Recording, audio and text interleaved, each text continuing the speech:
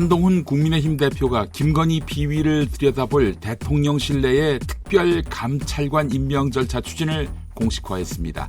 이런 가운데 배현진 의원이 국민의힘 의원 전체가 참여하는 단체 텔레그램방의 특별감찰관에 대한 추경호 원내대표의 분명한 입장 설명을 요구하며 한동훈 대표 지원 사격에 나섰습니다. 추경호 원내대표가 특별감찰관 임명 절차 추진에 대해서 이 부분은 국회 의사결정 과정이고 원내 사안이라며 제동을 걸었지요. 원외에 한동훈이 가타부타 말할 일이 아니다 라고 반박한 것입니다. 이런 가운데 윤석열 대통령과 한동훈 대표 간 81분 회동의 여진이 이어지고 있습니다. 대통령실로부터 윤석열 대통령이 나는 문제가 있는 사람은 정리한다. 정부 출범 초기 업무상 문제가 있었던 100여 명의 인사를 잘라냈다. 이런 말을 했다는 설명이 흘러나왔습니다. 자, 그 100명. 여사가 싫어했던 100명 아니었을까요? 김영민. 뉴스토마토 특종 보도입니다. 2021년 4.7 서울시장 보궐선거에서 명태균 씨가 당시 오세훈 국민의힘 후보편에서 안철수 국민의당 후보와의 단일화에 관여했다는 증언이 이준석 개혁신당 의원을 통해서 제기됐습니다. 부산 경남을 넘어서 중앙정치 무대에까지 이르게 된 데에는 힘이 있었습니다. 바로 황하영 동부전기산업 회장의 아들인 황종호 씨라고 합니다. 기억하시죠? 김건희의 목덜미를 잡았던 그 황 씨.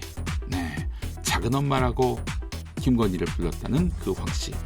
한편 명태균 씨가 2022년 11월 윤석열 대통령 내외의 캄보디아 순방 당시 김건희에게 앙코르와트 방문 일정 변경을 조언한 것을 이준석 의원이 명태균 씨로부터 확인했다고 합니다. 자, 이런 가운데 뉴스토마토, 미디어토마토 여론조사 결과 70.4%는 무식하고 철없는 오빠로 윤석열 대통령을 꼽았다고 합니다. 성별, 연령, 지역, 진영 불문하고 말입니다. 국정운영 지지율은 20.6%, 민주당 지지율 50.4%, 국민의힘은 22.4%로 나타났습니다. 지난해 김건희의 황제 대관 논란을 불러일으켰던 시민단체 개식용 종식을 위한 국민행동 기자회견 장소를 제공한 한국언론진흥재단이 공무원증을 단 사람을 보고 정부가 참여하는 행사로 오해했다라고 밝혔습니다. 언론재단은 정부 광고 관련 기관만 사용할 수 있게 돼 있는데요. 일반 시민단체인 동물자유연대 기자회견이 열릴 수 있었던 것은 결국 김건희 덕임이 확인됐습니다. 한편 김건희 황제 관람 논란이 불거졌던 KTV 청와대 국악공연 참석자 섭외를 대통령실이 직접 챙겼다는 증언이 나왔습니다. 앞서 KTV는 여러 차례 말을 바꿨지요. 처음에는 참석자가 없었다더니 언론 취재가 시작되니까 김건희가 우연히 행사장을 들렀다고 했습니다. 문재인 전 대통령 딸 문다혜 씨가 대출 없이 갭 투자한 것으로 드러났습니다. 서울 양평동 대지 면적 84.6제곱미터, 지하 1층과 지상 1, 2층 옥탑이 있는 7억 6천만 원짜리 주택을 말입니다. 문다혜 씨는 서울 구기동 빌라 매각대금 5억 1천만 원, 현금 2천만 원에 임대보증금 2억 3천만 원으로 매입자금을 마련한 것입니다. 문다혜 씨가 갭 투자로 양평동 주택을 산 사실은 이번에 처음 공개됐습니다. 사실 집값 안정을 위해서 다주택자 투기 수요 근절을 목표로 한 아버지인 문재인 대통령의 정부는 5년 동안 30여 차례의 부동산 대책을 발표했습니다.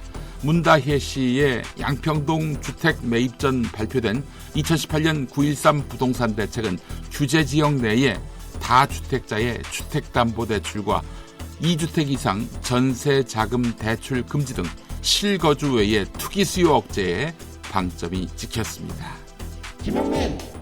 KBS 이사회는 27대 사장 지원자 면접 심사를 마친 뒤 표결을 거쳐 박장범 KBS 뉴스9 앵커를 대통령에게 임명 제청하기로 의결했습니다.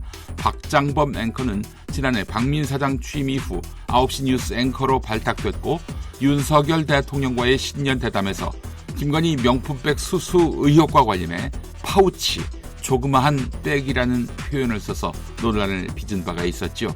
KBS 사장은 이사회의 임명 제청과 국회 인사청문회를 거쳐서 대통령이 임명합니다. 그런데 총원 11명인 이사들 중 7명은 방송통신위원회 2인 체제에서 선임됐습니다. 소송에 가면 이번 결정 엎어질 가능성도 있습니다. 한편 박민 이번에도 도전했는데 박장범한테 밀렸습니다. 호랑이 새끼를 육성한 셈입니다. 김영민 윤석열 정부 비판 집회를 여는 시민단체인 촛불승리 전환행동, 즉 촛불행동의 회원이자 라면 가게 직원인 주지은 씨가 후배들을 위한 도시락을 준비하던 중 자신을 몰래 촬영하던 40대 남성 스토커를 발견했습니다. 남편과 함께 붙잡은 스토커의 휴대전화에서 주지은 씨와 주지은 씨의 가족 촛불행동과 대학생 진보연합 소속 지인의 행적을 쫓아 기록한 사진과 카카오톡 메시지가 무더기로 발견됐습니다.